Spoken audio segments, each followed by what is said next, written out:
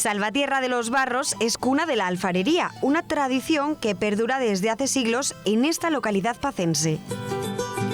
Uno de estos alfareros es Fito, que desde bien pequeño ha estado a la sombra de su padre en este oficio hasta que cogió las riendas. Ha sabido adaptarse a los nuevos tiempos, pero manteniendo la esencia de los alfareros tradicionales que le enseñó su padre. Consistía en venir al barrero, se venía con 3 o 4 mulos o burros y venían atados unos detrás de otros. Venían con sus serones correspondientes, ataviados en aquella época con el albarda, con el serón y bueno, y los útiles para sacar el barro, el pico, la pala, el rodo y un ramajito que se hacía para quitar las horascas, las raíces que iban saliendo y las impurezas. A la antigua usanza, con pico y pala en mano, su padre extraía el barro en estas tierras. El barro tenía que venir tú, le damos de la bestia, venir y picarlo, y estábamos picándolo. Y luego venían con 2 bestias, llenaban los serones, iban, los descargaban en la alfarería. Y ahora ya, pues hemos adelantado, nos hemos quitado trabajo porque era muy sacrificado, no toda la gente está dispuesta a venir a hacer este trabajo y el alfarero, si tiene que venir a perder 2 semanas en hacer esto, pues está perdiendo de hacer vasijas y preparando encargos y ferias y demás. Es la manera tradicional de sacar el barro y a pesar de lo sacrificado y duro que es este proceso, Fito sigue recurriendo a menudo a la extracción manual. Me gusta venir y extraerlo para sacarlo lo más puro posible, tanto para mí como para el cliente, y hacerlo como se hacía antiguamente, que es con un burro, con un mulo, y a mí la verdad que el rato ese me llena de vida. Terminado el trabajo, con los serones llenos y los burros cargados, se inicia el camino hacia el taller, el lugar donde se le da forma al barro. Ahora en ese torno pues ya ponemos el trozo de barro, depende de la pieza que vayas a hacer, cogen más barro, menos barro, no se mide ni se pesa ni nada, simplemente es como a tacto, por volumen. Pues depende de la pieza que vayas a hacer, pues la hacen la pella más pequeña o más grande. La pella es el trozo de barro que amasas en las manos para hacer la pieza.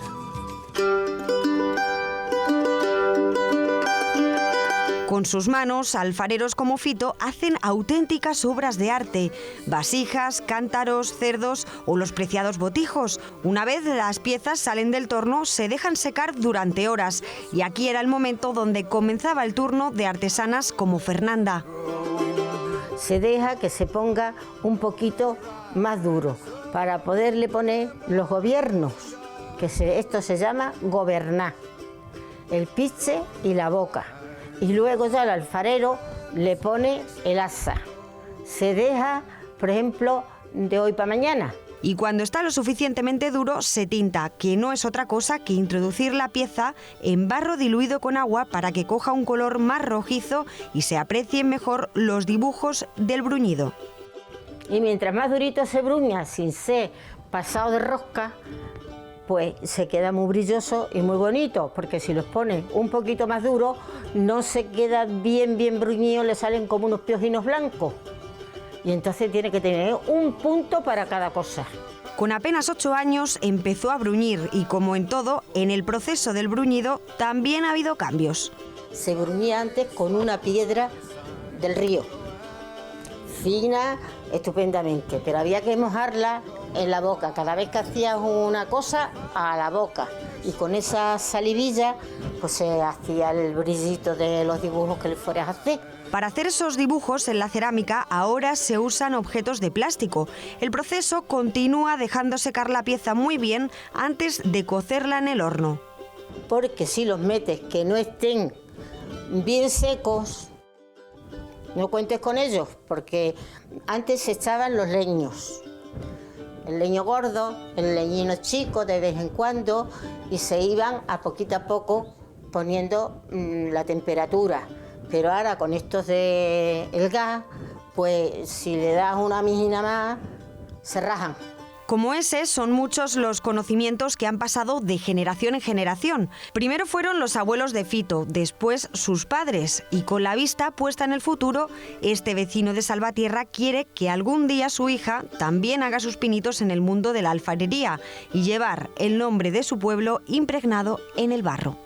A mí me gustaría que estudiase, lo primero, pero sí que es verdad que me gustaría, por ejemplo, que hiciese algo, porque no hay cosa más bonita que una mujer metida en un torno y dándole forma al barro, haciendo pues, un simple lapicerito, un platito o algo. Yo eso lo tengo como, digamos, ese pellizquito lo tengo ahí, pero por lo menos enseñarle algo, para que ella el día de mañana diga, mi padre fue alfarero. Y, por ejemplo, en el instituto o en cualquier sitio, pues, si hay un torno o algo, ella sea capaz de realizar una pequeña pieza, porque eso es un mérito.